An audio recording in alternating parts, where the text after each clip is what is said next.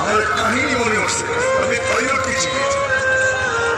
আমি কোথায় কোথায় ওকে জিজ্ঞেস করছিলাম যে তুমি পাইলট, এত বড় শিক্ষিত, তুমি ডাবল টাকার চালাও, বড় বড় ফ্লাইট চালাও, দূর দূর যাও, এরকম হলে কি করে? আমাকে বলতেছে মৌলানা मैंने अल्लाह को करीब से देख के दिए, मैं अल्लाह के काछे से देखा तो मेरे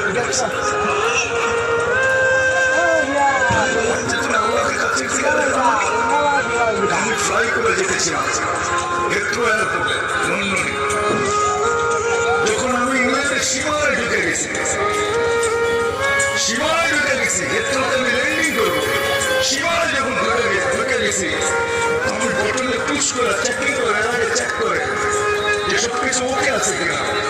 আমি বটন চেক করতে যাই